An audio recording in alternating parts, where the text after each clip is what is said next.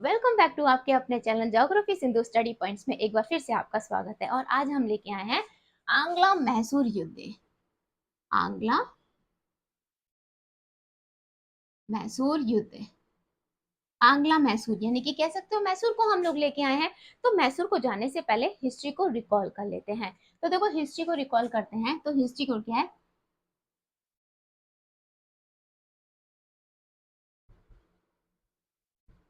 मतलब है पहले आपने वीडियो देखे तो पता है। तो इनमें पीडीईएफ यानी कि पुर्तगाल है, हमारे कौन से हैं, हमारे पुर्तगाल है, ईस्ट इंडिया कंपनी हो गए, फ्रांस हो गए, हमारे डेनमार्क माले हो गए।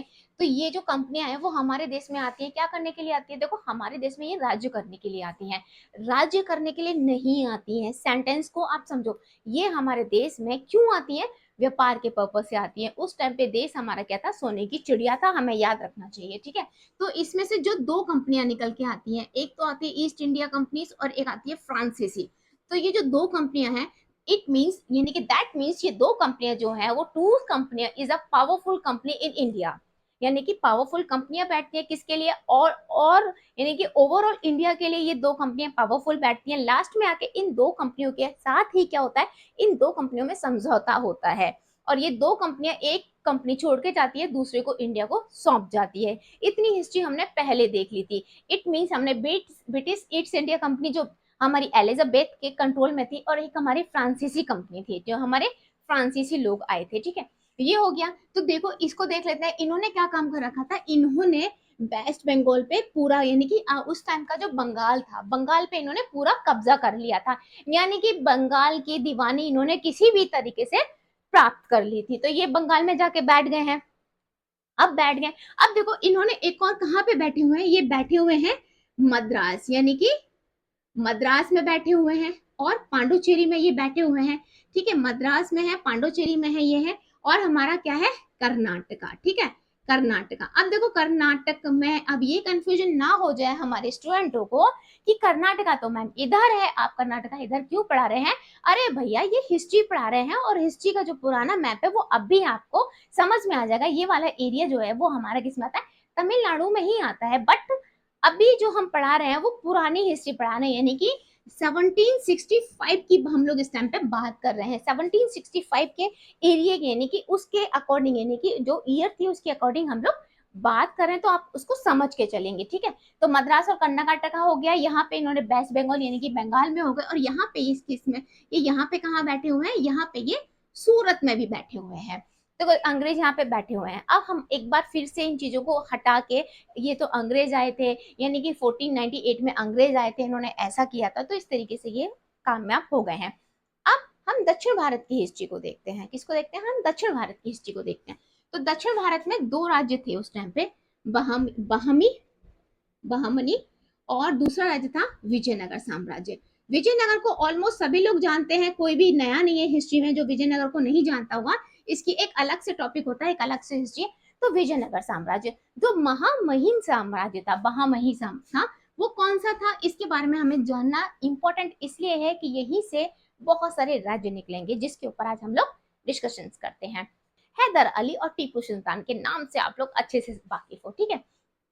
ये हमारा विजयनगर हो गया। विजयनगर जो था उसमें हिंदू लोग थे, और बहामनी में मुस्लिम लोगों की जो ये कहते हैं जिसकी रेशो के हिसाब से देखते हैं तो उसमें मुस्लिम लोग ज्यादा थे, ठीक है। मुस्लिम लोग ज्यादा थे तो बहामनी में मुस्लिम ज्यादा थे। अब बहामनी राज्य क्या था, ये डिवाइड हो गया, डिवाइड हो गया मतलब ये टुकड़ों में बट गया। तो ये कितने राज्यों में बटा था, बहामनी देश कितने राज्यों में बटा था, ये बट गया था 5 राज्यों में बटा था। कौन कौन से राज्यों में बट गया, अहमदनगर, दूसरा किस में बट गया था, ये गोलकुंडा, तीसरा किस में बच गया था, ये अहमदनगर, अहमदनगर हो गया, गोलकुंडा हो गया, तीसरा बीदर नगर, और चौथा बरार, और पांचवा किस में बटा था, बीजरपुर में। यानी कि बहामी 5 राज्यों में बट गया था, अहमदनगर, गोलकुंडा, बीदरनगर, बरार और बीजरपुर में ये बट गया था। तो इतने में हमारा ये बट चुका है। जब ये बट चुका है तो यहाँ पे ये दो राज्य कहाँ में हो गया, बहमी हो गया पहला, सेकंड हो गया हमारा विजयनगर। अब विजयनगर साम्राज्य बहुत पावरफुल साम्राज्य था, बहुत स्ट्रॉन्ग साम्राज्य था। अब क्या हुआ, इन पांचों ने मिलकर विजयनगर पे आक्रमण कर दिया।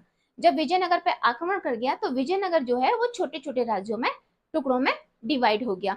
उन्हीं में से एक टुकड़ा है मैसूर। ठीक है, उन्हीं में से एक टुकड़ा क्या है, ये है मैसूर। क्या है, मैसूर। ठीक है, और आज हम जिस डिस्कशन करेंगे वो मैसूर के ऊपर करेंगे। आई थिंक इतना आप लोगों को समझ में आया होगा कि ये मैसूर है।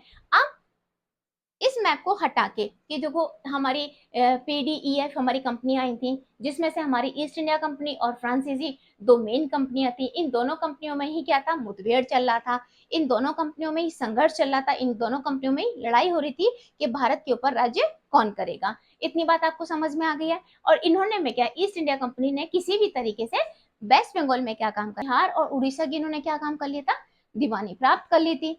ऐसे ये कहाँ पे, सूरत में भी थे, ऐसे ये मद्रास और कर्नाटका में भी ये मौजूद थे।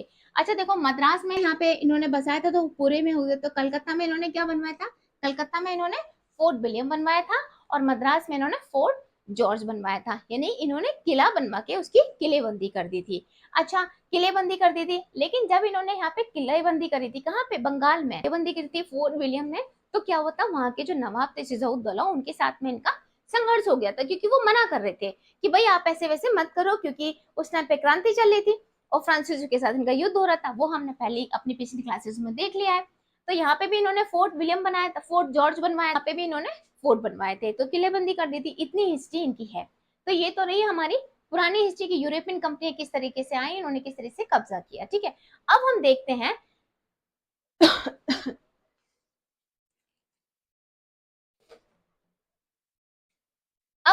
अब हम ये देखते हैं कि अब है ना, अब हम पुराने मैप पे चलते हैं।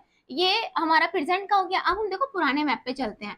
अगर हम साउथ की बात करते हैं तो देखो पुराने मैप पे हम एक बार हमें निगाह दौड़ानी पड़ेगी, ताकि आप लोगों को अच्छे से समझ में आ जाए। ठीक है, तो पुराना मैप हमारा क्या कहता है, देखो ये तो हमारा पूरा,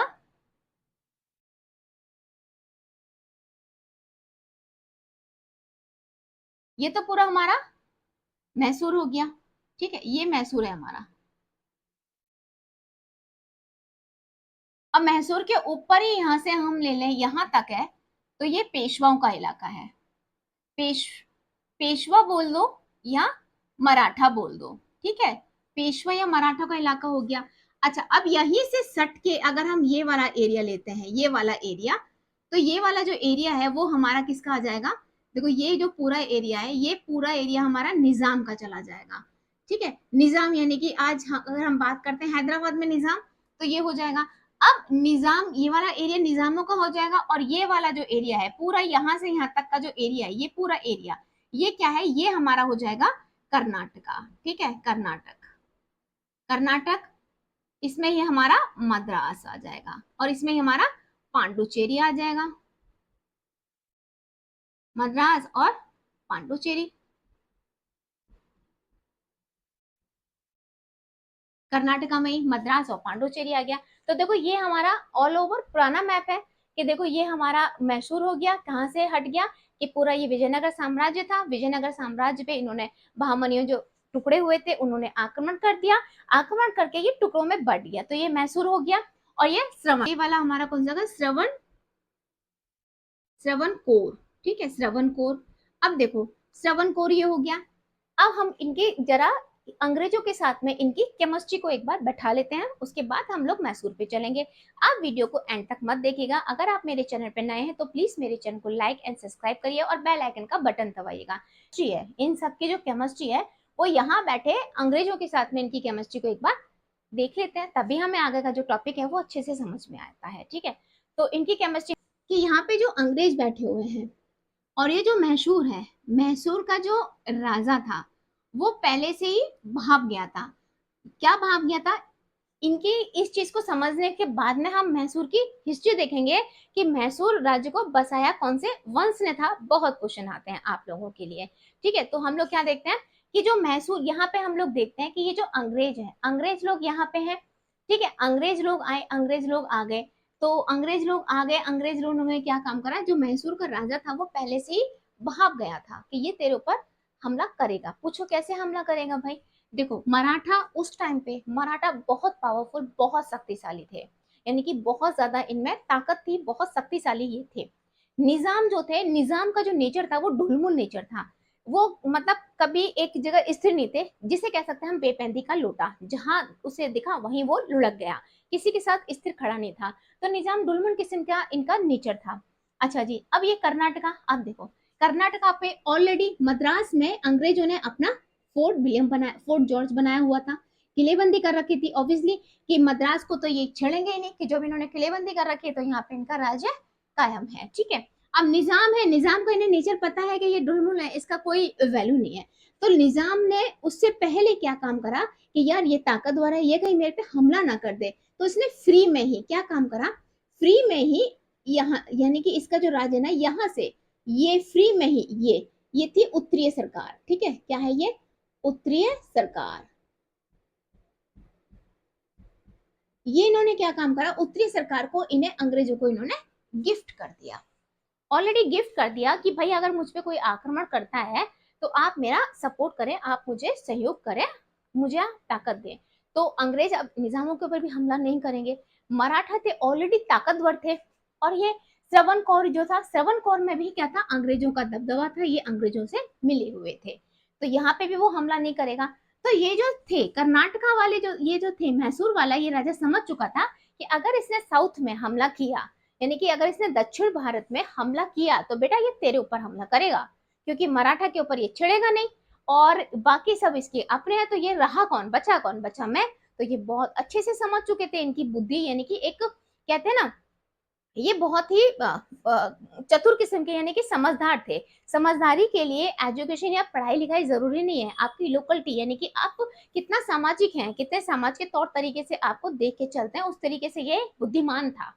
यानी कि पढ़े लिखे नहीं थे, बट यहाँ के जो ये थे हैदर अली जो थे, वो बुद्धिमान थे, वो पहले से ही भाप गए थे, यानी कि पहले से ही वो भाप गए थे कि अगर अब की बार अंग्रेजों ने आक्रमण किया तो वो तुम्हारे ऊपर है, तो आपको पहले से ही प्रिपेयर होना पड़ेगा, प्रिपेयर होना पड़ेगा। लेकिन मैसूर में अभी क्या चला था कि मैसूर के ऊपर भी कुछ प्रॉब्लम्स चली थी, उनके युद्ध होते थे कि मराठा इनके ऊपर युद्ध कर देते थे, और ये इतनी पावरफुल जो थी, पावरफुल क्या थी, पावरफुल शक्ति नहीं थी, पावरफुल राज्य नहीं था, इसकी सेना इतनी स्ट्रांग नहीं थी, तो इससे क्या था, इसे टाइम चाहिए था, किसके लिए टाइम चाहिए था, अपनी सेना को आगे बढ़ाने के लिए। तो इतनी चीज, आई होप आपको इतना कुछ अच्छे से। 1365 में तालीकोटा का युद्ध हुआ, और तालीकोटा के युद्ध में क्या हुआ, विजयनगर साम्राज्य का पतन हो जाता है, और पतन होने के साथ में ही दक्षिण भारत में कई राज्यों में वो बन जाते हैं, यानी कि कई नए राज्य जो है वो उभर कर सामने आते हैं, उनमें से ही एक है मैसूर। अब मैसूर पे, ठीक है, आप इसको साथ के साथ नोट करते जाना, मैसूर, मैसूर पर किस वंश का शासक था, या किस वंश ने स्थापना की थी, वंश कौन सा था, वंश था बेडियार, बेडियार वंश था, उसमें दो थे, नंदराज थे। यानी कि मैसूर में कौन सा वंश था, मैसूर में वंश था हमारा बेडियार वंश था, प्रमुख सत्ता थी कृष्णराज और नंदराज के हाथ में थी।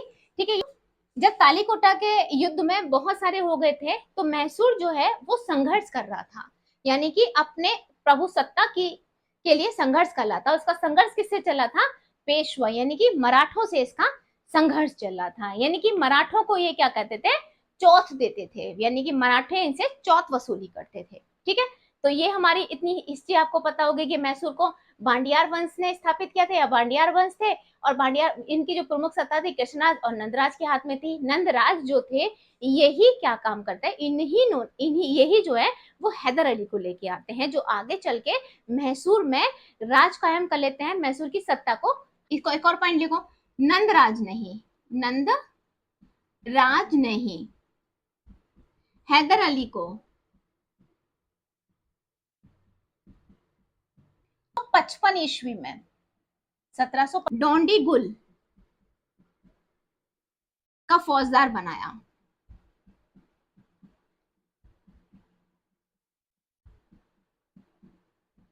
डोंडीगुल का फौजदार बनाया। अब ये डोंडीगुल में ही आधुनिक शस्त्रगृह खुलवाएंगे कौन, हैदर अली।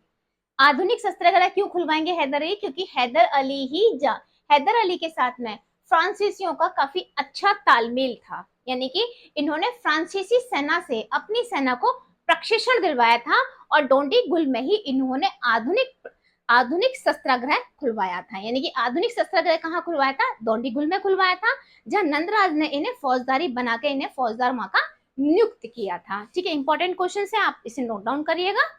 नियुक्त कर दी इन्होंने, डोंडीगुल का फौजदार बना के नियुक्त कर दिया। और डोंडीगुल में ही हैदर अली ने, किसने? हैदर अली ने क्या काम करा था? हैदर अली ने आधुनिक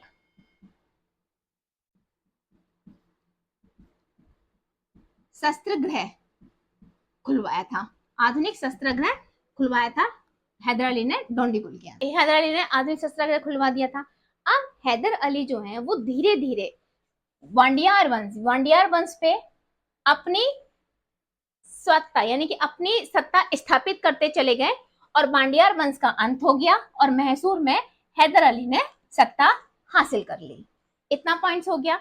अब जब हैदर अली ने सत्ता मैसूर कर ली है तो अब देखो यहाँ पे हैदर अली ने सत्ता मैसूर कर ली। अब देखो जो हैदर अली मैसूर के राजा बन चुके हैं, उसके बाद में मैसूर इतना स्ट्रांग नहीं था कि वो इन सब को झेले। अब इन्होंने क्या काम करा था? इनको क्या चाहिए था? इनको रेस्ट चाहिए था, फुली पीस माउंट चाहिए था। पीस माउंट इट मींस क्या है कि इधर से भी अगर मराठा यानी कि पेशवा इन पे हमला करते हैं तो ये अंग्रेजों से मुकाबला करने के लिए इनको टाइम चाहिए। तो इस टाइम के लिए क्या हुआ कि मराठा क्या है कि इनसे, इनके ऊपर वाले इनसे क्या करते थे? टैक्स लेते थे और दिल्ली में बैठे हुए शासक भी इनसे टैक्स वसूलते थे। तो इनकी आमदनी का यानी कि इनके राज्य का एक जो आमदनी थी, एक बहुत बड़ा हिस्सा टैक्स के रूप में जा रहा था, जिससे ये अपनी सेना को बढ़ाते, अपनी ताकत बढ़ाते, अपने सैनिक बल को बढ़ाते या उसमें शस्त्र यानी कि जो हथियार वगैरह है उनको बढ़ाते। बट वो अमाउंट जो था वो इनसे ऊपर वालों को जा रहा था। किसके रूप में? टैक्स के रूप में जा रहा था। इनके ऊपर वालों को टैक्स के रूप में ये सब जा रहा था। तो उसमें क्या था? इनको पीस माइंड चाहिए, इनको रेस्ट चाहिए था। उसी दौरान कहते हैं ना कि जो इंसान मेहनत करते हुए आगे बढ़ता है तो किस्मत भी और भगवान भी उसका साथ देते हैं। तो हमेशा मेहनत पे डटे रहना चाहिए कि मेहनत करते हुए रहना चाहिए, तो आगे के रास्ते अपने आप आपके खुलते चले जाते हैं। तो इसी तरीके से हैदर अली क्या करते? मेहनत कर रहे थे। जब मेहनत कर रहे थे ऑब्वियसली भगवान ने उनकी सुनी, यानी उनकी अल्लाह ने सुनी। तो पानीपत में एक युद्ध छिड़ गया, पानीपत की लड़ाई हो गई 1761 में। पानीपत की तीसरी लड़ाई हुई थी जिसमें मराठा और किसके साथ में हुई थी? हमारे अहमद शाह, किस किस के बीच में हुई थी? मराठा और अहमद शाह अब्दाली के बीच में लड़ाई हुई थी, जिसमें मराठों की हार हो गई थी। और मराठों की जब हार हो गई थी तो मराठे बहुत जिसे कहते हैं ना सेंटी हो गए थे। एट मीन्स वो उनका जो मनोबल था वो गिर गया था। तो वो जो टाइम था हैदर अली के लिए वो बहुत ही प्रीशियस टाइम था। अपनी सेना को, अपने राज्य को बढ़ाने का इसे मौका मिल गया। जब वो लड़ाई चली थी तो इन्हें मौका मिल गया, इन्होंने अपने आप को और डेवलप कर लिया और अपने राज्य को मजबूत कर लिया आगे आने वाले आक्रमण के लिए। हैदर अली इंपॉर्टेंट हुए। अब पॉइंट उठता है कि भाई British east India company Mysore पे ही आक्रमण क्यों करती है? ठीक है, आक्रमण करने के पीछे रीजन क्या है? देखो, हमारा जो इधर वाला तट है, ठीक है, ये वाला हमारा जो तट है, ये वाला तट, ये वाला तट, अगर हम इसकी बात करते हैं तो ये वाला जो इधर का जो हमारा तट है भारत का, पूर्वी पश्चिमी तट इंपॉर्टेंट है किसके लिए? खनिज के लिए। और किसके लिए इंपॉर्टेंट है? ये हमारे मसालों के लिए बहुत इंपॉर्टेंट है। ये हर चीज के लिए बहुत इंपॉर्टेंट है। जब तो 1498 में जो यूरोपियन आए थे, जो सबसे पहले आए थे, वो यहाँ से क्या लेके गए थे? यहाँ से वो बहुत सारे मसाले लेके गए थे।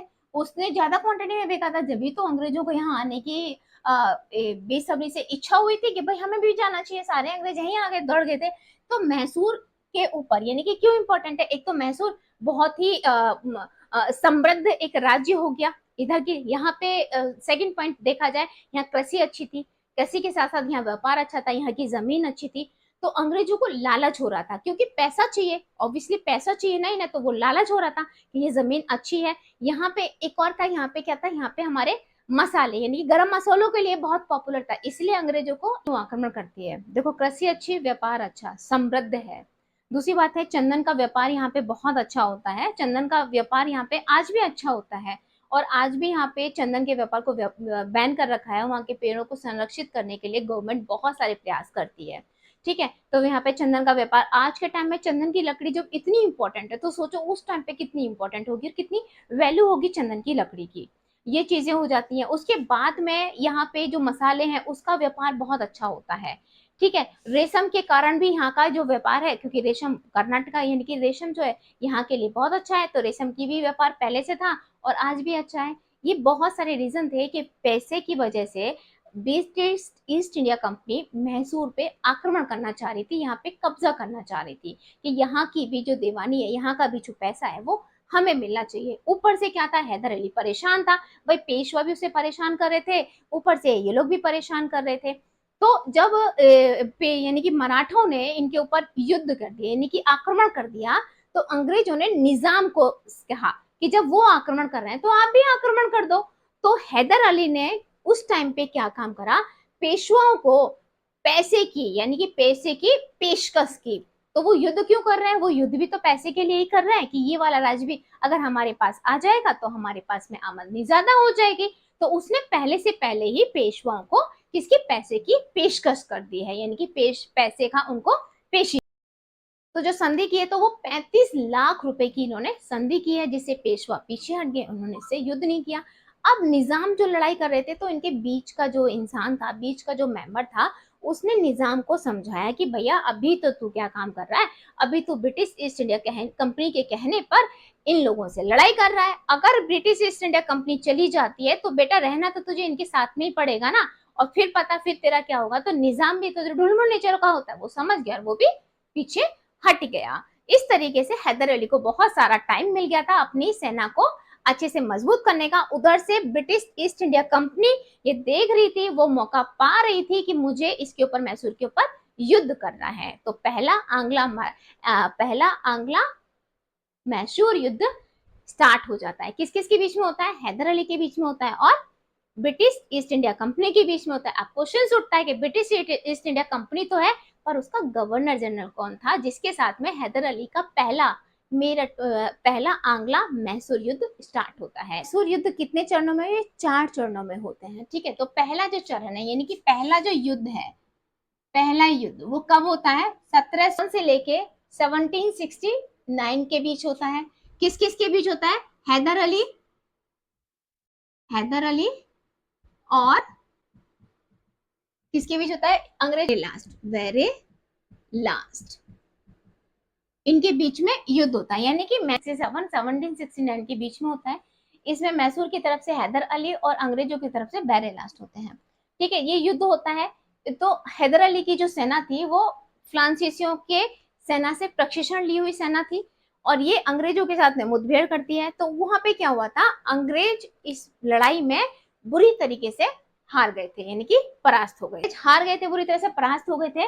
तो यहाँ पे किसकी, मद्रास की संधि हुई थी। किसकी संधि हुई थी, मद्रास की संधि हुई थी, मद्रास संधि हुई थी। अब देखो मद्रास की संधि कब हुई थी, जो हैदर अली बिल्कुल अंदर चले गए थे, मद्रास में उनके किले में चले गए थे, वहां जाके ये चेयर पे बैठे थे और अंग्रेज खड़े हुए थे, क्योंकि भाई जो ज्यादा पावरफुल होता है वही तो बैठता है, बाकी तो चेले चंपड़े तो खड़े रहते हैं।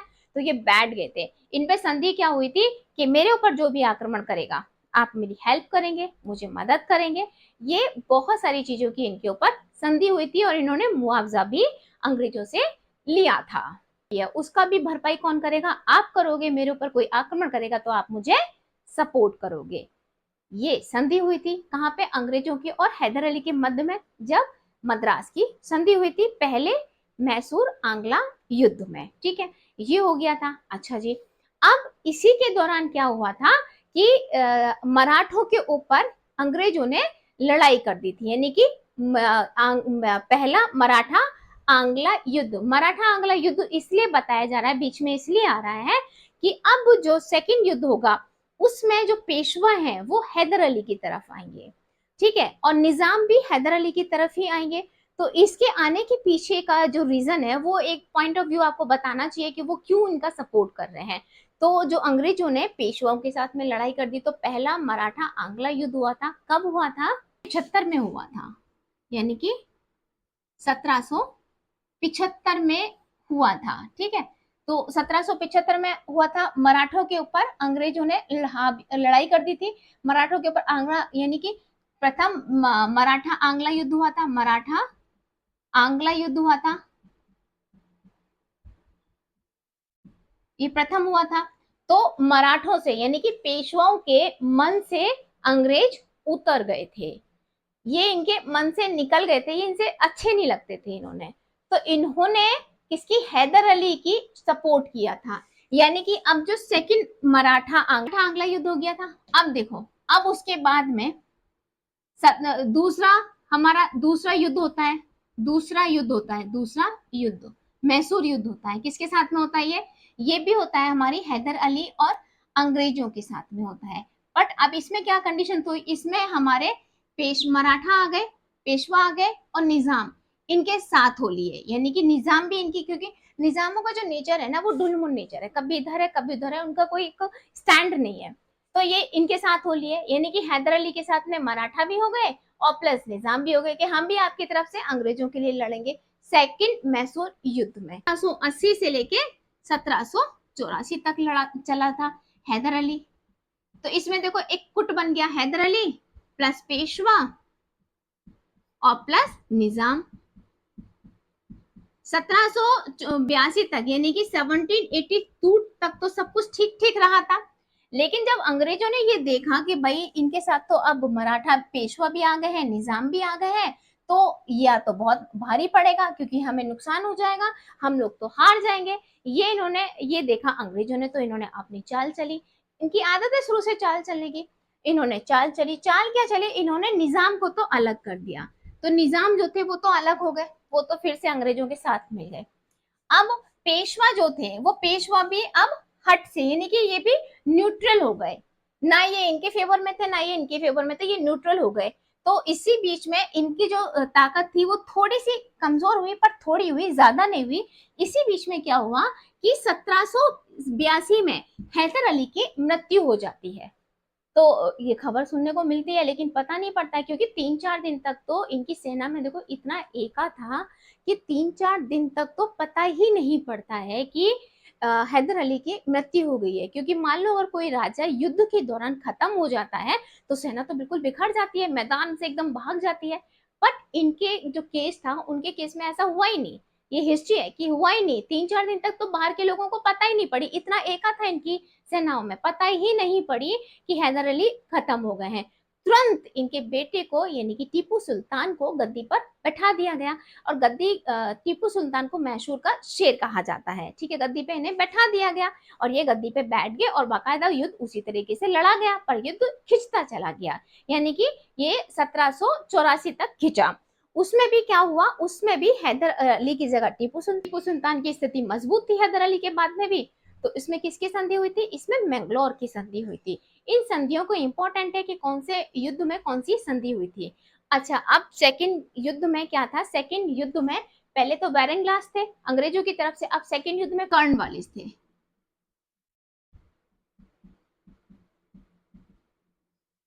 सेकंड युद्ध में कौन थे, कर्नवालिस थे, कर्नवालिस थे सेकंड युद्ध में। और इसमें किसकी संधि हुई थी, इसमें संधि हुई थी हमारी, किसकी संधि हुई थी इसमें, इसमें हमारी मैंगलोर की संधि हुई थी, ठीक है।